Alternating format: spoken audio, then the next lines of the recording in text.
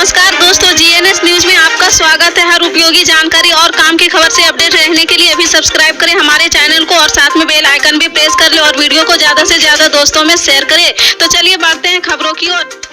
जी हां, आपको बता दें वर्तमान में बड़ी संख्या में लोग जीमेल का इस्तेमाल करते हैं। आज ये अकाउंट सबसे पॉपुलर है, लेकिन गूगल ने ऐलान किया है कि जल्द ही वह जीमेल यूजर्स को बड़ा झटका लगने वाला है। गूगल ने कहा कि 1 दिसंबर 2023 से कुछ जीमेल यूजर्स अकाउंट को बंद करने जा रहा है। बताया जा रहा है कि 2 साल से इन एक्टिव अकाउंट को हटाने की योजना है। अगर आपका जीमेल अकाउंट बंद हो गया तो आप जीमेल से लॉगिन करके अपना एंड्रॉयड स्मार्टफोन यूज नहीं कर सकेंगे। गूगल ने 1 दिसंबर 2023 से उन अकाउंट को हटाने जा रहा है जो करीब 2 साल से इनएक्टिव है। कंपनी इनएक्टिव अकाउंट से जुड़े कॉन्टैक्ट को भी हटा देंगे, जिससे Gmail, photo, drive, document, contact शामिल है। गूगल ने मई में बताया था कि पुराने या डीएक्टिवेटेड अकाउंट के साथ छेड़छाड़ होने की संभावना ज्यादा होती है, इसलिए इन सबसे बचने के लिए कंपनी अपने डीएक्टिवेटेड अकाउंट पॉलिसी को अपडेट करने जा रहा है।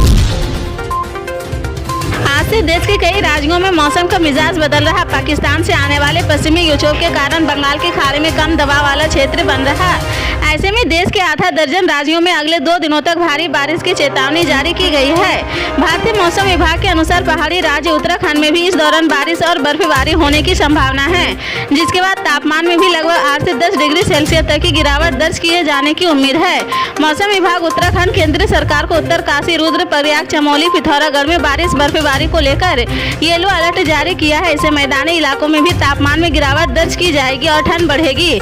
मौसम विभाग ने आगे बताया कि पश्चिमी विक्षोभ के कारण उत्तराखंड में रविवार को बादल छाए रहेंगे और मौसम शुष्क रहेगा। उत्तर प्रदेश विधानमंडल में कांग्रेस और बहुजन समाज पार्टी को अलॉट किए गए बड़े दफ्तर वापस ले लिए गए हैं। अब दोनों पार्टियों को छोटे कमरे अलॉट हुए हैं। ये कमरे पार्टियों द्वारा विधानमंडल में दफ्तर के रूप में इस्तेमाल किए जाते हैं, जिनमें एमएलए और एमएलसी बैठते हैं। विधानमंडल सचिवालय ने यह कदम विधानसभा में दोनों पार्टियों का संख्याबल कम होने के नाते उठाया है। कांग्रेस पार्टी इतिहास में यह पहली बार हुआ है जब सबसे बड़े राज्य के विधानमंडल के भीतर उनका बड़ा ऑफिस छिन गया है। यूपी विधानसभा सदस्य नियम वाले 1987 की धारा कहते कि ऐसे दल जिनकी सदस्य संख्या 25 या उससे अधिक है, उन्हें सचिवालय द्वारा कक्ष, चपरासी, टेलीफोन आदि उन शर्तों के साथ दिए जाते हैं जैसे विधानसभा अध्यक्ष निर्धारित करें। जांजगीर की पुलिस लाइन में अग्निवीर भर्ती रैली का आयोजन दिसंबर में किया गया है। इसे लेकर भूतपूर्व सैनिक संघ द्वारा युवाओं को आगामी भर्ती के लिए ट्रेनिंग दी जा रही। इस ट्रेनिंग में जांजगीर, चांपा जिले के अलावा छत्तीसगढ़ के कई जिलों में युवा पहुंचे हैं और ट्रेनिंग में भाग लिया है। ट्रेनिंग में 500 युवा शामिल हो रहे। ट्रेनिंग में आए युवाओं का कहना है कि यह अच्छा प्रयास है और इस प्रकार के मार्गदर्शन मिलने से उनमें काफी सुधार हुआ है, साथ ही मनोबल भी बढ़ा है। तेलंगाना में 30 नवंबर को विधानसभा चुनाव के लिए सभी सीटों पर एक ही फेज में वोट डाले जाएंगे। उससे पहले जीत दर्ज करने को लेकर सभी दल जोर आजमाइश कर रहे हैं। तमाम दलों के नेता लगातार जनसभाओं को संबोधित कर रहे हैं। कांग्रेस के स्टार प्रचारक भी लगातार चुनावी रैलियां कर रहे हैं। इस बीच तेलंगाना के संगारेड्डी जिले के एंडोला में एक चुनावी रैली को संबोधित करते हुए कांग्रेस सांसद राहुल गांधी ने सत्तारूढ़ दल बीआरएस के साथ बीजेपी पर भी जमकर निशाना साधा।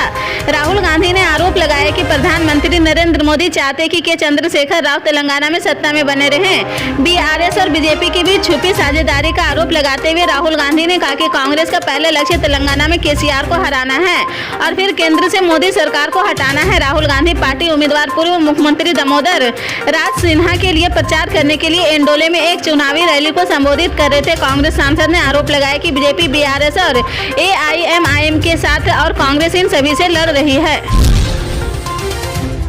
इजराइल हमास युद्ध के तीसरे दिन जब फिलिस्तीनी बंधकों को लेकर रेड क्रॉस की गाड़ी रविवार को सुबह वेस्ट बैंक पहुंची है तो माहौल जश्न में बदल गया है। अपनों को जेल से वापस आते देख परिजनों ने अल्लाह अकबर के नारे लगाने शुरू कर दिए हैं। उन्होंने हमास के भी जैकरे लगाते हुए रात भर आतिशबाजी और जश्न मनाते रहे। हमास ने 13 इजरायली और 4 विदेशी बंधकों को छोड़ा तो बदले में इजराइल ने कम से कम 36 फिलिस्तीनी लोगों को रिहा किया। हमास द्वारा बंधक बनाए गए लोगों और इजराइल में फिलिस्तीनी कैदियों की अदला बदली के दूसरे दौर के तहत इन बंधकों और कैदियों को रिहा किया गया है। अल्लाह बिरे पहुंचने पर सड़कों ने लोगों रेड क्रॉस की अंतर्राष्ट्रीय समिति की बस का स्वागत किया है।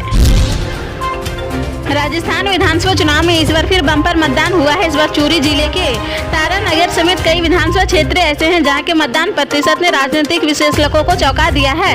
तारानगर में इस बार मतदान का आंकड़ा 82.30 पर पहुंच गया। यह पिछले विधानसभा चुनाव के मुकाबले 7.15% ज्यादा है। तारानगर सीट इस बार बेहद खास और चर्चा में बनी हुई है। सूबे की हॉट सीट बनी हुई है।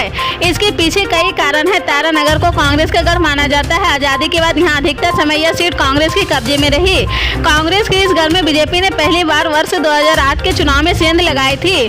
तभी बीजेपी ने राजेंद्र राठौर को ही चुनाव में मैदान में उतारा था। उसके बाद हुए चुनाव में राजेंद्र राठौर फिर अपने पुराने विधानसभा क्षेत्र चूरू चले गए थे। उसके बाद 2013 में फिर बीजेपी ने यहाँ जीत का परचम लहराया है, लेकिन 2018 में यह सीट फिर कांग्रेस के खाते में चली गई है।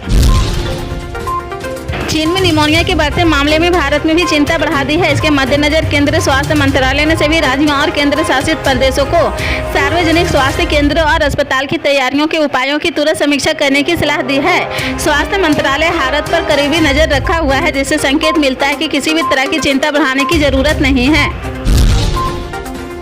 अगर आपके पास 10वीं 12वीं पास होने के साथ ITI का सर्टिफिकेट है और ग्रेजुएट है तो रेलवे में सरकारी नौकरी पाने का बेहतरीन अवसर है। भारतीय रेलवे के भर्ती सेल के पश्चिमी क्षेत्र के ग्रुप C के पदों पर वैकेंसी निकाली है। इच्छुक और योग्य उम्मीदवार जो भी इन पदों पर आवेदन करना चाहते हुए रेलवे की आधिकारिक वेबसाइट पर जाकर अप्लाई कर सकते हैं। इन पदों के लिए उम्मीदवार 9 दिसंबर 2023 तक या उससे पहले अप्लाई कर सकते हैं। महाराष्ट्र के डिप्टी CM देवेंद्र फडणवीस ने दावा किया कि महाराष्ट्र में लोकसभा सीटों को लेकर भाजपा शिवसेना NCP में सीट शेयरिंग का फार्मूला लगभग तय हो गया है। एक अखबार को दिए इंटरव्यू में फडणवीस ने कहा कि भाजपा प्रस्तावित 26 सीट पर चुनाव लड़ेगी। शिवसेना और NCP को 22 सीटें दी जाएगी। फडणवीस ने कहा कि 48 लोकसभा सीटों पर सर्वे पूरा किया गया। हमें जीतने वाले उम्मीदवारों की जानकारी है। 48 सीटों में से 40 से 42 सीटों पर अलायंस जीत दर्ज करेगी। विधानसभा के शीतकालीन सत्र के बाद लोकसभा चुनाव के प्रचार की शुरुआत करेंगे। जब किसी भी वस्तु विशेष का किसी गलत कार्य के लिए प्रयोग होने लगे तो उस पर कार्रवाई करने के अलावा कोई और चारा नहीं बचता है। इसी के परिणाम स्वरूप RBI को पुराना 5 रुपये का सिक्का बंद करना पड़ा है। बता दें कि पुराना 5 रुपये का सिक्का मोटा और टिकाऊ था, जिसे पर्याप्त मात्रा में विशेष धातु से तैयार किया गया था। दुर्भाग्यवश उसी धातु का ब्लेड जैसी अवैध वस्तु बनाने के लिए किया जा रहा था।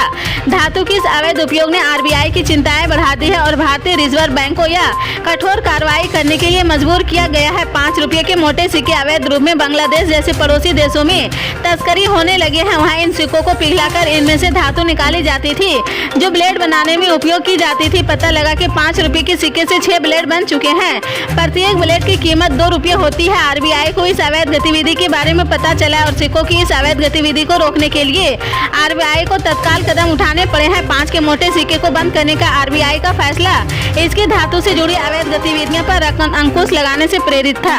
पल पल के अपडेट जानने के लिए जुड़े रहें आप अपने GNS न्यूज़ चैनल से। मिलते हैं अगली बड़ी खबर के साथ, तब तक के लिए जय हिंद।